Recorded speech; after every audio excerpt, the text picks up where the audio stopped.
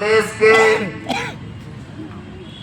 अधिकांश कमिश्नर दफ्तरों पे भाकपा माले और तमाम जन संगठनों के माध्यम से धरना प्रदर्शन का आयोजन है। हम यहाँ भी इकट्ठा हुए हैं। चंदौली से, गाजीपुर से, बनारस से, जौनपुर से जो नेतृत्वकारी साथी यहाँ उपस्थित हुए हैं, अपने अपने जिले के तमाम सारे क्षेत्रों के सवालों को भी यहाँ रखेंगे।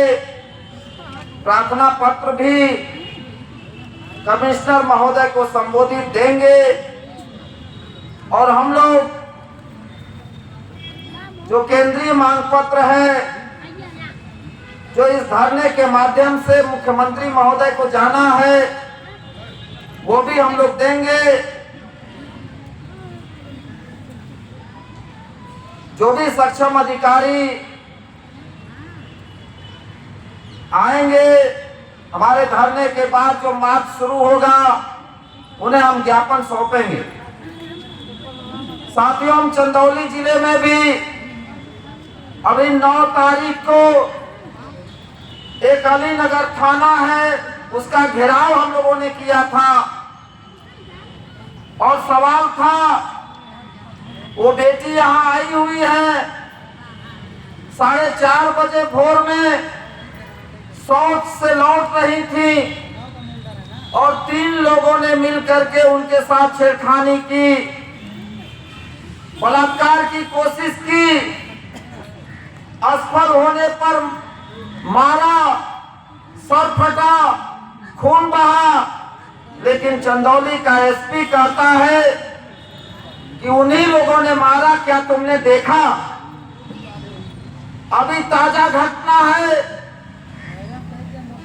धानापुर बाजार में मोटू यादव की सरेआम दिन दहाड़े गोली मार करके हत्या कर दी गई। अभी तक आरोपियों की गिरफ्तारी नहीं हुई। 14 अप्रैल को बाबा साहब डॉक्टर भीमराव अंबेडकर की जयंती पूरा विश्व मना रहा था। चंदौली जिले के चकिया तहसील का एक गांव है सपही जंगल। कई सालों से लोग अंबेडकर जयंती मना रहे थे और इस बार लोगों ने सोचा कि पासपोर्ट साइज की प्रतिमा स्थापित कर दिया जाए। पूरी बस्ती को उजाड़ देने की धमकी देते हुए प्रतिमा को हटवा दिया गया। 15 अप्रैल को सकलिया तहसील क्षेत्र के अंदर पपौरा में ग्राम सभा की भूमि प्रबंधन समिति ने बाबा साहब डॉक्टर भीमराव अंबेडकर स्मारक बनाने के लिए, पुस्तकालय बनाने के लिए जमीन आवंटित की जाएगी प्रस्ताव पास कर दिया। एसडीएम को अनुमोदन के लिए भेज दिया। लोगों ने उस जमीन पर अंबेडकर साहब का फ्लैक्स बोर्ड लगा दिया था और उसको बुलडोजर लगा करके गिराया जाने लगा।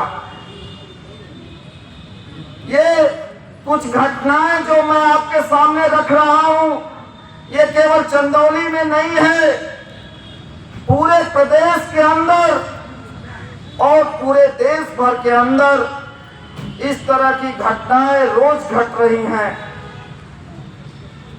इस सवाल पर बोलने वाला बहुत सारे लोग, कुछ ऐसे लोग हैं जो अंबेडकर साहब के नाम पर राजनीति करते हैं, जो अंबेडकर साहब के नाम पर जाति बिरादरी का संगठन भी बनाते हैं। बहुत सारे लोग हैं जो इन तमाम सारे प्रश्नों पर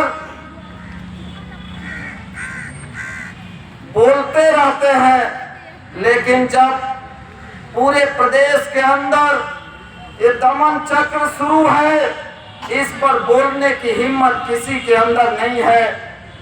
आज पूरे प्रदेश में भाकपा माले ने जो यह धरना प्रदर्शन का आयोजन किया है,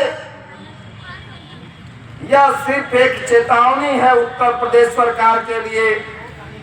हम इन धरना प्रदर्शनों के माध्यम से जनता के जीवन से जुड़े हुए सवालों को हल करने के लिए मांग पत्र सौंप रहे हैं, लेकिन आने वाले समय में हमने यह तैयारी कर ली है कि कमिश्नर दफ्तर के बाद उत्तर प्रदेश की राजधानी लखनऊ की सड़कों पर भी गरीबों का जमावड़ा सड़कों को लाल करेगा। इस बात की तैयारी भी हमने कर ली है, इसकी तैयारी भी हमें करनी है।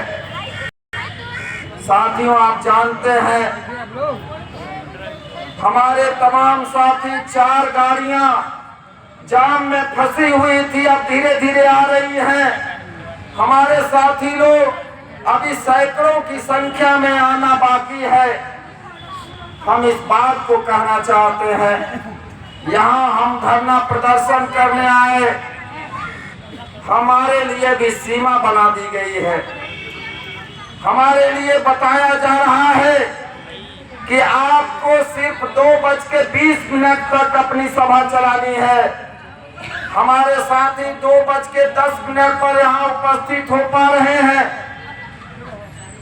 हम ये बात को कहना चाहते हैं, हम आए हैं जिले के तमाम सारे सवालों पर बात करने के लिए।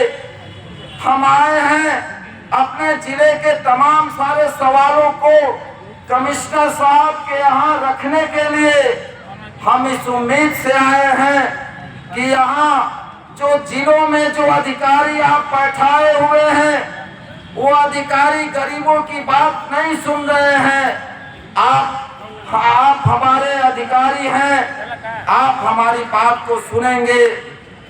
तमाम जिलाधिकारी महोदय लोगों को आप आदेशित करेंगे कि वहां के गरीबों के सवालों को सुना जाए।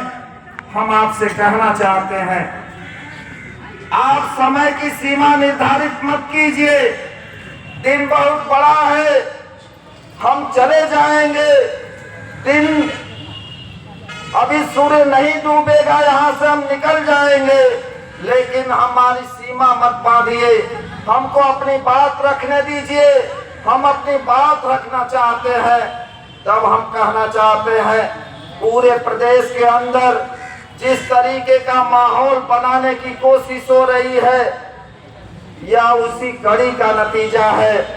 हम इस बात को कहना चाहते हैं, जिस तरीके से पहलगाम की घटना को लेकर के सवाल पूछने के बाबत सोशल मीडिया पर अपनी बात कहने की बाबत नेहा सिंह राठौर और माद्रिका कोठी के खिलाफ आप FIR दर्ज करते हैं।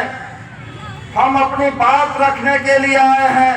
हम इस बात को कहना चाहते हैं कि हमारी बात को अगर नहीं सुनी जाएगी, हमको अपनी बात नहीं रखने दी जाएगी, तो अभी तो सैकड़ों की संख्या में हम यहाँ आए हैं, कल हम हजारों की संख्या में आएंगे और आपकी जेलों को भरने का काम करेंगे। हम इस बात को कहना चाहते हैं, आप आवाज को दबा नहीं सकते हैं।